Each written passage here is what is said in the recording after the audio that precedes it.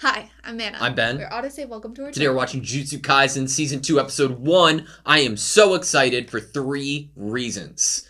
Number 1, we have never watched Jujutsu Kaisen live together. It is true. On the channel, we did an Anna Reacts, but I obviously had already seen it and wanted to show it to you because I like this show, which is a good segue into my second reason. Number 2? I love this show. I was Gojo for Halloween. Also, we have glasses that are Jujutsu Kaisen because Jujutsu Kaisen. And number 3, I have a list of predictions that I wrote down for this upcoming season that I would love to run by you. Okay. And I would like you to respond with a thumbs up, a middle thumb, or a thumbs down. Okay. Am I allowed to do any commentary? No. Or is it purely just thumbs? Just thumbs. What if I want it to happen but don't think it will? Is there like a special symbol for that? Or do I just go with it pretending it's all canon? It's all canon, 100% realistic, legitimate, what you think will actually happen in the show. Okay? Serious. Okay. Number 1, we will see a character with a new heavenly pact. Nobara Kugasaki will use domain expansion. We'll get another sports-related Juju stroll. Choso will have a fight with Itadori or Kugasaki to avenge his brothers who were killed at the end of last season. Jennifer Lawrence will become a Jujutsu sorcerer since it is known that she is canon in this universe. We learn a little bit more of Panda's sister. Yuji defeats Geto this season by convincing him that they were best friends earlier in life, leading to Geto's self-defeat. We will have a new protagonist this season, since Jujutsu Kaisen 0, we had Yuta, Jujutsu Kaisen 1, we had Yuji, and Jujutsu Kaisen 2, Yuji will surrender his body to Sukuna once this season. Nanami's bread will return, prompting his retirement. Yuji Itadori's parents will be revealed as members of the same bloodline as Ryoma and Sukuna, which would be the reason that he's able to handle them so well. Takada's real crush will be revealed. I think I already know who it is. But last but not least, fingers will be eaten. Cool. What'd you think? Good? You can't talk? It's just... I'm allowed to talk now? Yeah. Yeah. Okay, cool. Ready? Yeah. Sweet. Okay, that was Jujutsu Kaisen Season 2, Episode 1. So, Ieri Shoko, just to clear it up, that was the person who was over top of Yuji after Yuji first died with his interaction with Sukuna and Megami, right? Yes. Yeah. And I guess she, Nobara stole her haircut. Yeah. So, because she came first. So Nobara stole it from her. Yeah, definitely. She looks so much different with that haircut. I know. I love her. There's a lot of, mannerisms and certain facial expressions other than the freckle that I can see. I mean, honestly, just watching this first episode, I'm like, I need to go watch a compilation of all of the moments of these people grown up in the first season. Yeah. Because I feel like there might have been Easter egg dynamics that I could have picked up on. I mean, Utahime and Gojo, that dynamic, that is an obvious one. I'm not talking that one. Well, one that I'm really glad about is Mei, right? We got a lot of Mei talking and obviously their priority of money and income. But one thing I'm really glad we got about Mei was in Jujutsu Kaisen 0. We got to see Mei fight a little bit, right? And that's pretty cool. And I kind of hope that we get to see her fight here. I just want to talk about what we're expecting now, after out of what this season might or could be. I honestly did. I know you asked me in the intro, the theory of did I think the protagonist was going to be. I mean, it was a joke. A different person. I 100% thought no, because I'm like, well, why would you do a movie of you know, you would make it a movie or a episode 0 prologue. You would identify it as such, I would think, if you were going to be going to a different place and character list than what we got for season 1 and Fushiguro, Yuji, Nobara. That's wholly was what I would do.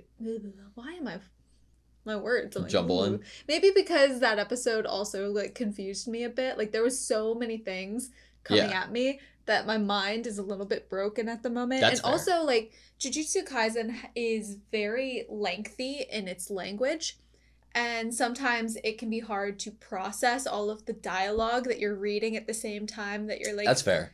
And not that that's a bad thing, but I think that it would definitely aid a rewatch of the show to actually fully, because the way that things are worded are really specific and beautiful and nice. I just want to actually be able to like understand it fully and process it fully at the same time. We're trying to talk about it like the second after the episode ends.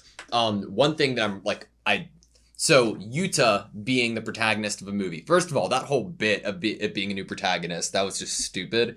And I didn't like, you know. Like, we don't watch anything leading up to like the new seasons.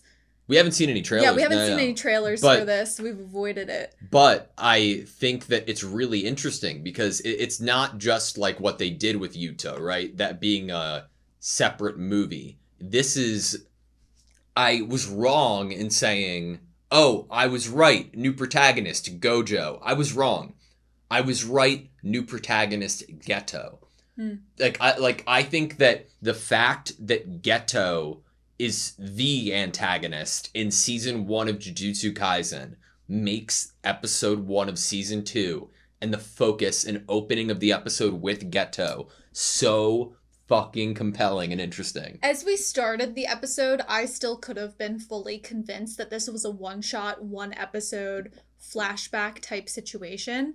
But once we ended the episode, I was like, no, this feels like... And then obviously we get what the intro is going... You know, intros and outros. And I'm like, okay, I am no longer convinced that we're just going to be leaving the past this season. That this is what the story is going to be, is this group of people. Maybe we might go forward into the future in some moments. I'm really unsure how they're going to handle it. I mean, they have a lot of beloved characters from season 1 that they might choose to have this really cool collage effect of past and future and present all together. Yeah. So there were 25 episodes of Jujutsu Kaisen in season 1. I don't know if they're going to adhere to that or do something similar to what some of our other shows have been doing. The 12 and 12. Yeah, so they can keep the same quality of animation, which, holy fuck, I want to talk about in a little bit. That being said, I don't know what's to come in this story, but I wouldn't, if there were 25 episodes, I wouldn't be surprised if it was half and half. Mm-hmm. Like I also wouldn't half be surprised. The story that we're watching now, half catching up with Yuji and Co. It really matters, like, how much is there that we need to get to know of maybe specifically Geto. And why. And why. And I think that could possibly be done within 12 episodes, because we've already had him. We see what he is like in the future from here. And so we just need to fill in some blanks of how he got here. And I think that could possibly be done within 12 episodes. But also the ending of the movie with Geto's like seemingly death, and then he's different in the actual first season of the anime. There's so much we don't know, and I'm feeling like this is going to do a lot for us in terms of elaboration. I think with the idea that you are focusing on someone that was the season 1 villain, I think also having Gojo there, and their dynamic was very intriguing from season 1 movie.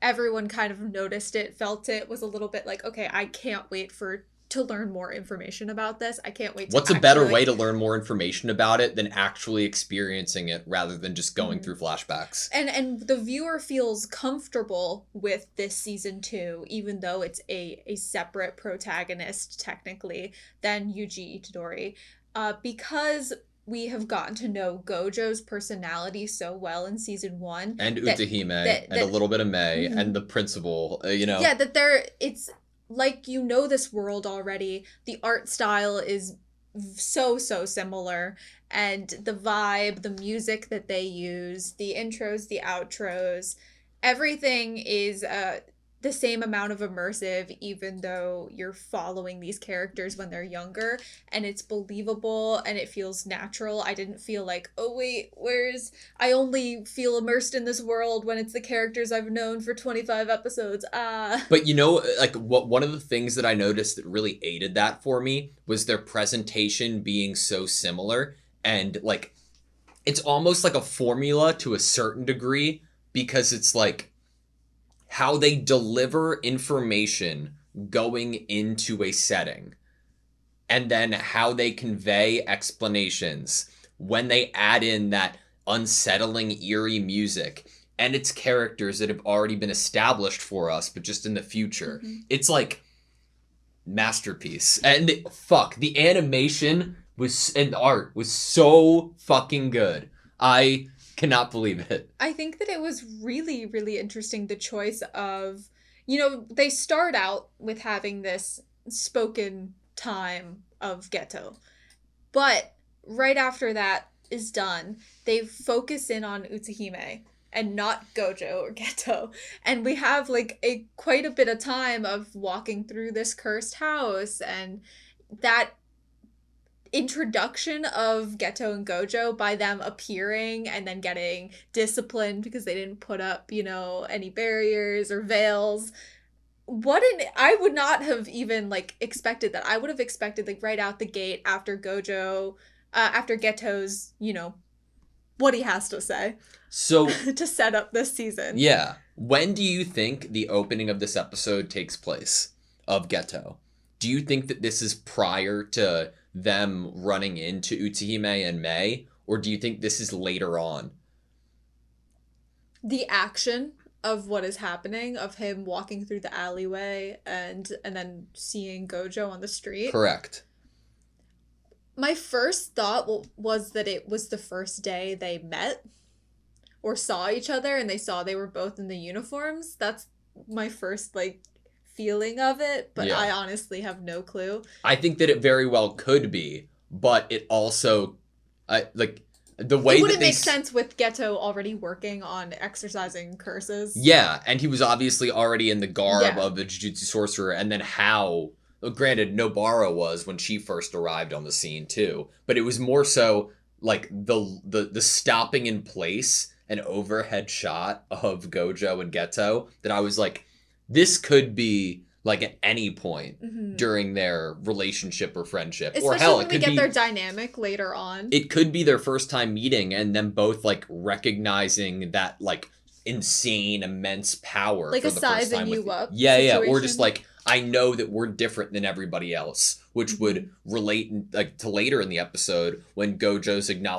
says overconfidently that we are the strongest. If that was their first time meeting and both of them stop because it's everybody else is ants and we are gods amongst these people, and their first interaction with each other, that could be pretty cool. It's one of the first examples in this episode of perspective that I know you definitely want to talk about, of the angles of perspective. So good. I specifically want to talk about it a little bit after we get the intro from Utsuhime and Mei, which was great. The VHS recorded on a camcorder being shown on a laptop from 10 years ago. Loved that.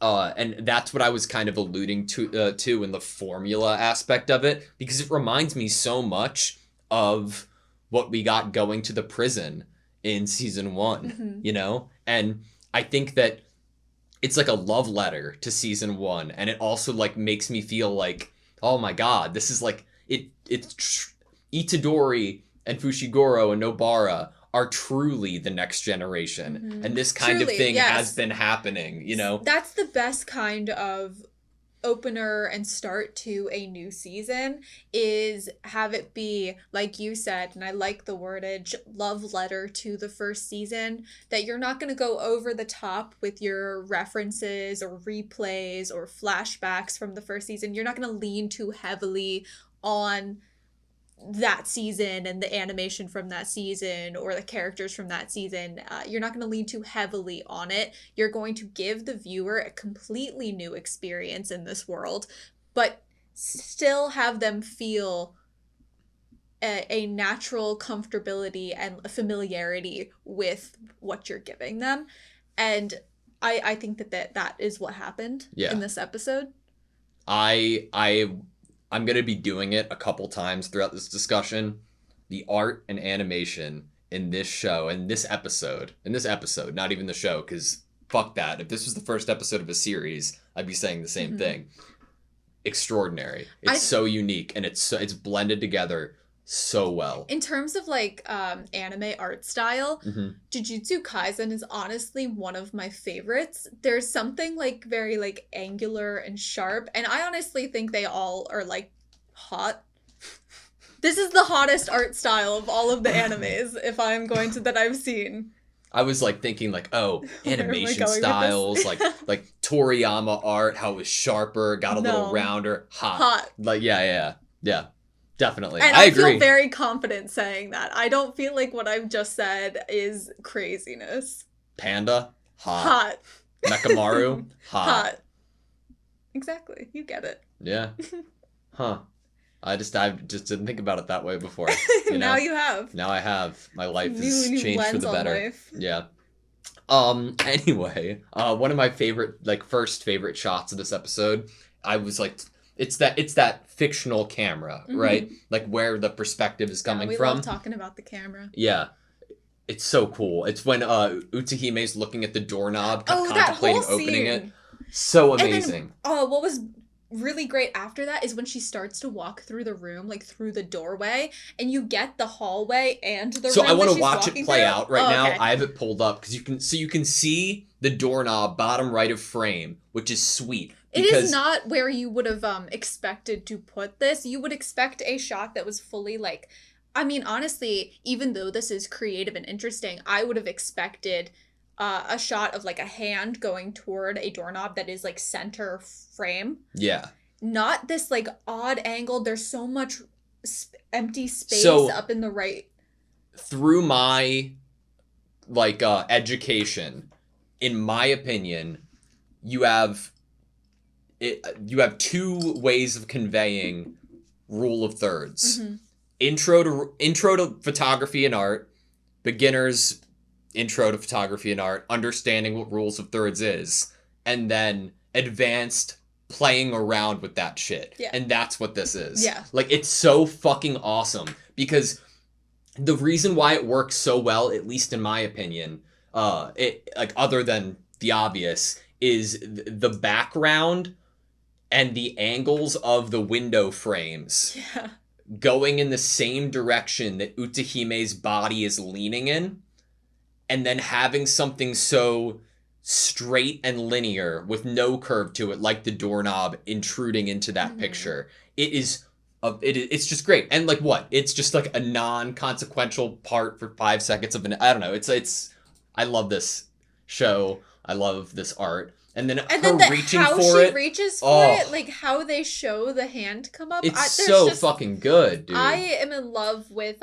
compositions that make me feel like someone wanted you to be able to look at this frame by frame and like think of it as art in that same way that people like sell they sell like old animation cells. Yeah, like that you would want to have this because it feels like an artwork on its own, even though it's a part of a greater work. So one of my favorite parts about it is that as each frame is progressing of her fingers grasping the doorknob, her eyes are changing direction to the actual door in front of her of what she's about to see. Like, that's so crazy. Of like, oh, of course you'd look down at your hand when you're like going to grab the doorknob. And then of course you'd like have your eyes facing forward to like face whatever is on the other side.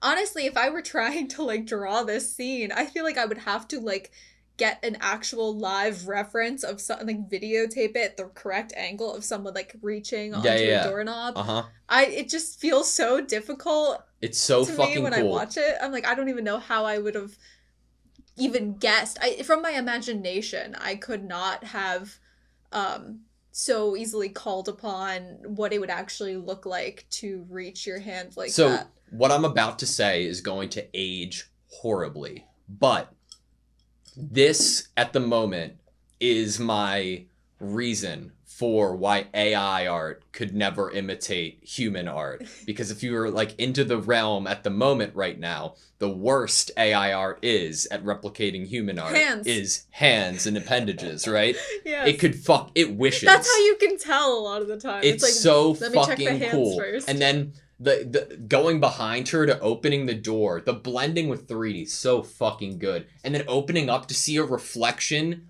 like, as Which is well like as the total room. jump scare. Like, couldn't you imagine you were in this space yourself? And I had said about the reflections as they were showing her walking past the window panes, I was like, this just gives me creepy vibes. I feel like I'm going to see a dark, shadowy figure appear behind Utahime as she's walking past the window frames. And then we get, immediately after I was like thinking that in my head about the windows, we get your flashlight shining onto a mirror reflection of yourself, which is going to distort your face. So it might freak you out for a second and think there's a person in there. Like, so if I forget to put this, because we're editing this one, if I forget to put this in the discussion, I'm going to be very disappointed with myself, because what you just said about how you'd feel walking into the room, it doesn't. If you were in that room and you were it doesn't fucking matter that you feel that way, because it shows it, right? She opens the door, we barely see Utahime in the reflection of the mirror. Go frame by frame. You see her blank-faced, very scared, right? Initially, next frame, same thing. She immediately reacts and jump scares to her own reflection in the mirror. And then after realizing that it is her, her expression changes again, goes back to closed mouth, and then blinks, and then continues to go into the room. And then she's like quizzical, you know, kind of looking around the rest of the room. It's a fucking masterpiece, dude. And that whole crouching scene when she's going into that like little bedroom, like, and we get the door frame splitting the screen, and then the movement between, as if we're on a set. Yeah. And there's an audience there, and we took out the wall, and this isn't even a real house, and it's a set, and we can actually have her walking through a door frame. And the door closing in the background too. Fuck, it's so good. They were like, let me think of all of the tropes of haunted houses and scary movies that freak out people, but then not have it be anything scary. Yeah. And not have it be some monsters behind you. We got the curse in this way that I wasn't even like scared at the moment that it appeared. Yeah. Which I'm like, you had me like thinking something was going to be sneaking up, or in even that shot where it was like the hallway was behind Utahime and we just get her like center of the frame. I was like, oh, behind her, she's gonna move slightly, we're gonna see something. That whole time they had me like tense that I was gonna get a jump scare. I was gonna be feeling like I was watching a horror movie. Playing with your emotion. It's making you feel like Utahime. And then we're having this like fun interaction once we're out of the place, and then boom, curse. It's almost like from Utahime's perspective too, right? She's a sorcerer at this point. She knows what she's fucking doing. She's strong. But because of the atmosphere of things, that is what makes her more scared in the moment. Not even the curse, just like her surroundings. And you want to know what else it did for the viewer?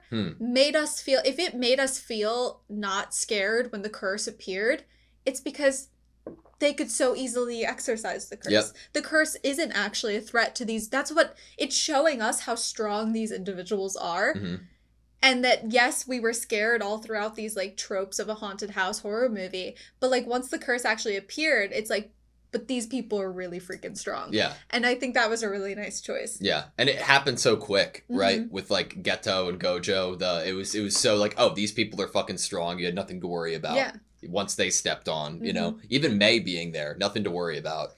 She said before this interaction even happened, like, because of this, what was the term that they used? Because it wasn't a innate domain. It was like a barrier in itself, and because of that, it wasn't going to inherently be a strong thing to fight. Yeah. That leads us into that explanation of what this barrier is. And I had said during the reaction, and I fucking mean it, I love how this show explains things. Because whether it's like a more comedic, like power scaling moment of, like last season, Toto explaining what Itadori had become, now being able to do something like a black flash, and like you're able to taste the ingredients now, whereas you were just throwing things into a pot. And the idea of explaining this, like at first I thought it was a circle, but the distance in meters between each things were changing at random. So it's more like a line, and they're trying to replace and fill in the gaps at the same time. Yeah. But if we overload that, it won't be able to catch up and it'll start breaking apart. It's so like vivid and clear in my understanding and imagination after they put it into words. It's I guess so there's like cool. An overarching theme of like the senses in Jujutsu Kaisen. Obviously sight, as in can you see the curse? And I think Gojo would be like heavy on the sight, mainly because of the eyes and the glasses, just on like a visual impact. But taste has also been quite, prominent in the show, and like the taste of the Black Flash. But then at the opening of this season, we get Geto talking about the taste of curses and what they taste like. Dude, the intro to Geto and Gojo, second year Jujutsu High, so fucking cool, and Geto looks amazing too. So awesome. I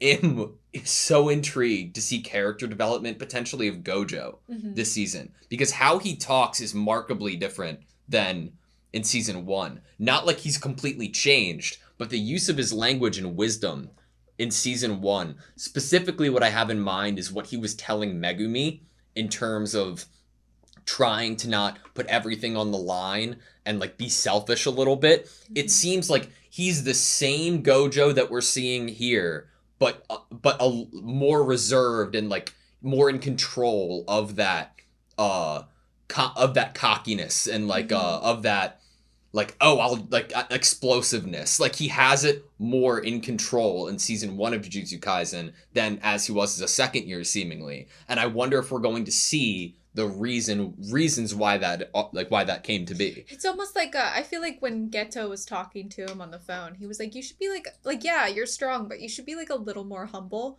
about it. And there is like a reservation slightly, like obviously if you had said to someone who had just watched season 1 that there is a reservation to Gojo's confidence or cockiness, they probably would have been like, what? No. Yeah. Like that's his personality. But it is the case that there is something there that shows an age and experience, something that might have occurred to Gojo that has, pulled in the reins a little bit, something that has humbled him a little bit. Yeah. Which is like, and like why, right? So, but that's not going to change his whole personality. Like to have Gojo not have this confidence and comedic energy with that confidence would be completely rewriting a character's personality. Like that's not how it works. So what my like right off the bat, sorry, I'm recovering from sick.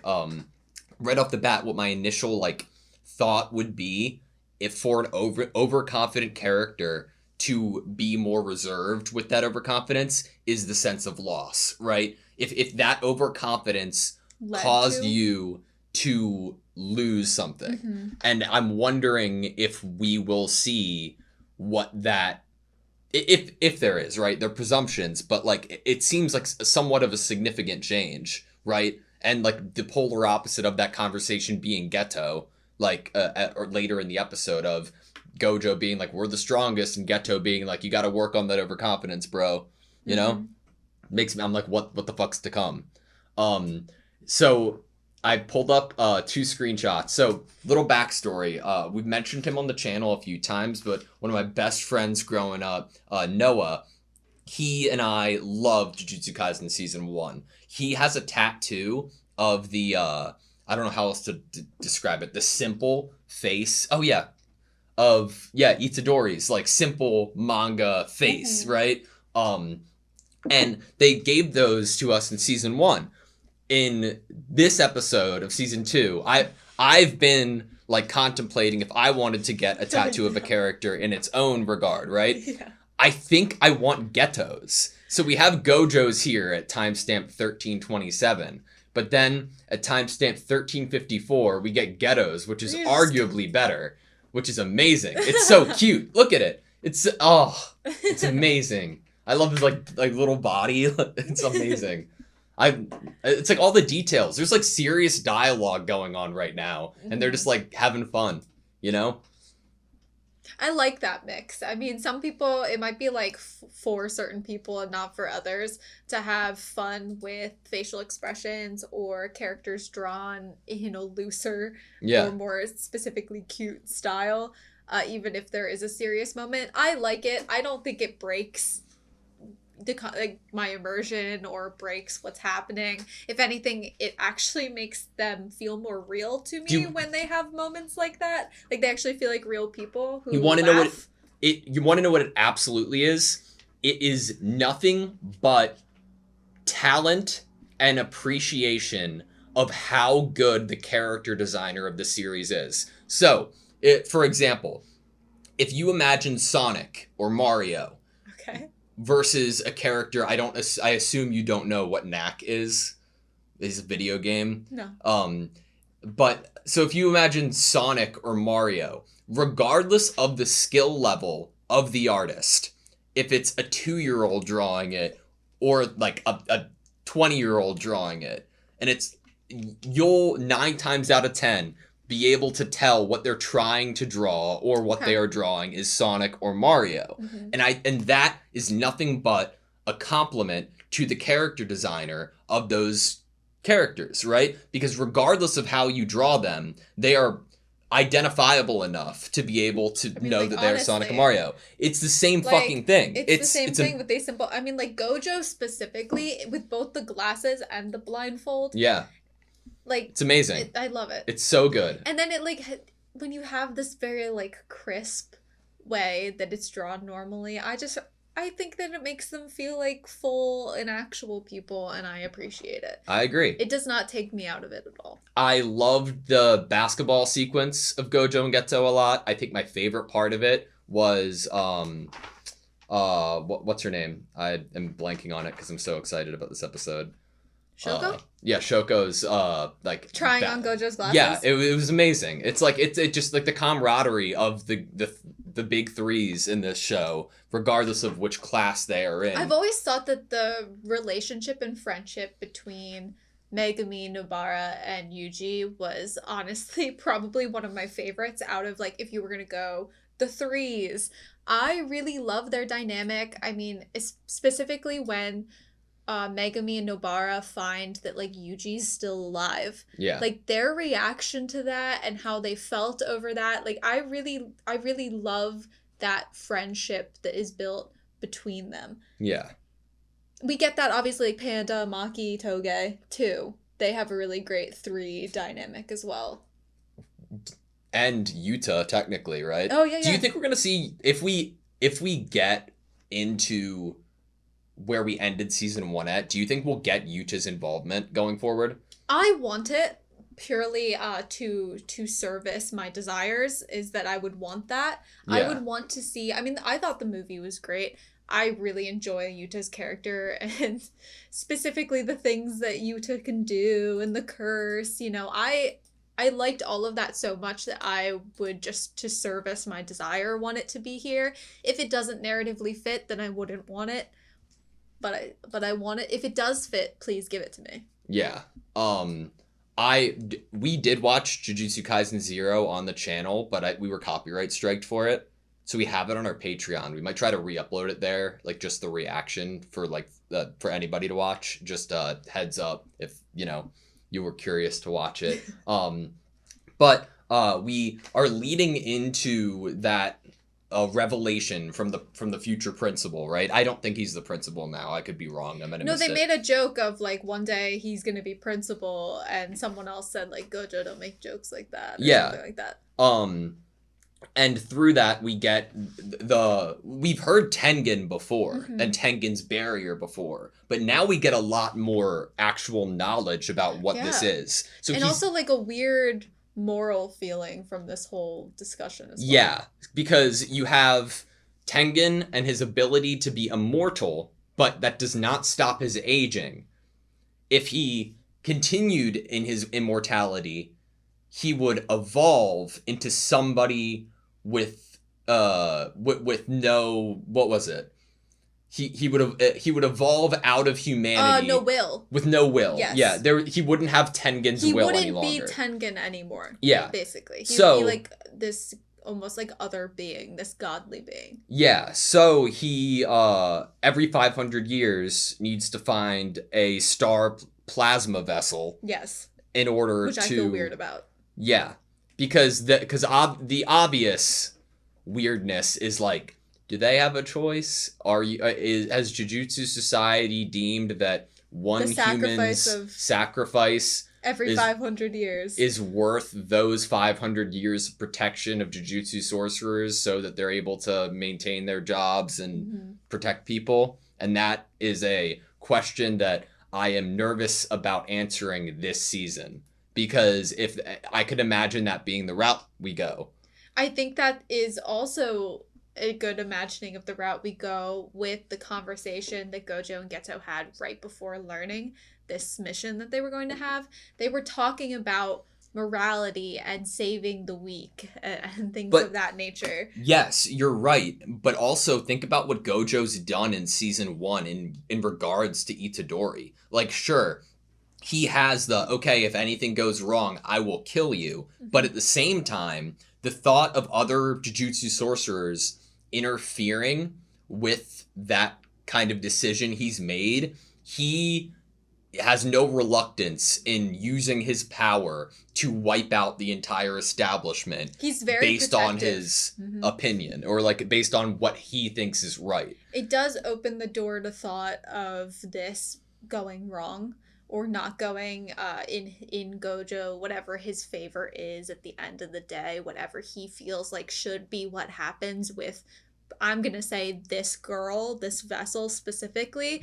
I think it's really great to bring up that maybe something that is an example of when he learns that he doesn't have control over everything, or something is out of his own power or reach or control, and he can't actually do what he wants to do or desires to do with that specific person. Yeah. And I think that would really fit with how we get Gojo and how he treats Yuji and how he feels about Yuji, and that protectiveness of like, this is my decision and I'm strong enough to protect that decision that I have decided on. At the moment, I am willing to make a guess that the reason he is the way in season 1 is because this girl will end up being sacrificed to Tengen. My evidence for that is that it seems like in season 1, Tengen's barrier is still in effect. If that's the case, I'm going to make the guess or assumption that he was given this star plasma vessel. Yes. She kind of, I know we get the mention, later in the episode, but she did, at least in like color story, remind me of what I would imagine Megami's sister would look like. And we got a little bit of Megami's sister last season. And I can't, like, my imagination is overlapping the two at the moment just because of color story, and now I can't exactly remember what that literally looked like. Yeah. And I know that there's that relation. I think my mind and imagination is planting things because of the relationship I know that Gojo has with Megami. Which we should get to in a second after saying Curse User Q organization and the Time Vessel Association, one wanting to upend Jujutsu Society and the other who worship Tengen like a god. Are the Which ones is after very this. Interesting. Like, two organizations with very different feelings, I guess, about Jujutsu sorcerers and the society, but both with the goal or want to get rid of the vessel. Yeah. God. Sorry, I'm laughing because we get like the girl ends up falling from the sky at one point. There's like a cute little arrow pointing to where she is, like on the screen. It reminds me of like, in Spider-Verse, they took the whole comic inspiration of like putting like pop words and sound effects. Yeah. It seems like they're doing a similar thing this season with Jujutsu Kaisen, and I'm loving it.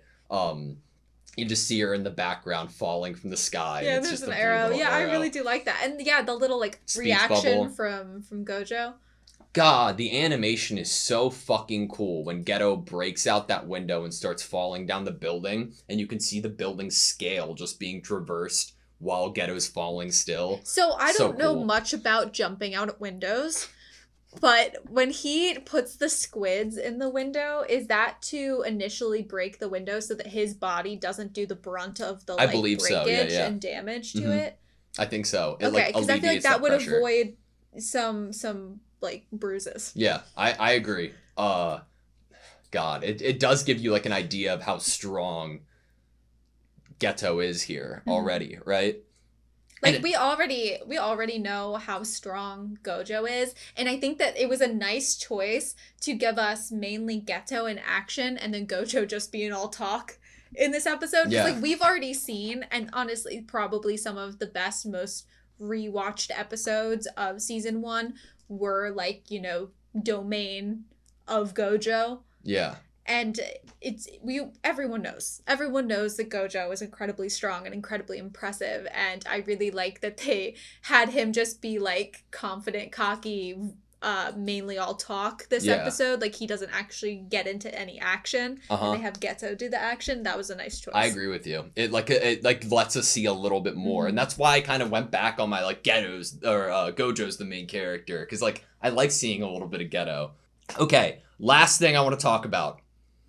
Fushiguro. Yeah, this is like a big thing. This is a very big thing. How about it, Zenin? Want to get in on the assassination of the Star Plasma Vessel? I'm not a Zenin anymore. I took my wife's name. It's Fushiguro now. But sure, count me in. So he works for the User Q Society or organization, right? I guess, yeah. I don't want to go back to the actual episode because it would take me forever to find it, I'm sure. But I'm just going to paraphrase what I remember. Fushiguro had a moment of inner monologue where he was cursing his father who gave him the name regardless of his gender. Mm-hmm. I don't know any more than that of certain. Because of that, I have two thoughts. One, was he referencing Fushiguro as that name regardless of gender because his dad was the one to pick his mother's name? Or did he name Megumi before he was born? And he picked a name that didn't necessarily have a gender because he didn't know what gender Fushiguro was going to be. You know? That's a good question. So I'm mixing myself up because I can't remember the blood Zenin. I remember Maki and Mai, who left the Zenin clan after the interaction with the leader, which kind of mirrors just the leaving with this Fushiguro. But the one with the blood control, he talked about his mom. And that might have been what I was quoting for Megumi. Because, I apologize, the first time I watched Jujutsu Kaisen before we watched it on the channel, I watched it in dub. And I'm pretty sure I remember in the dub somebody saying to that blood control character, your mom was a slutty concubine.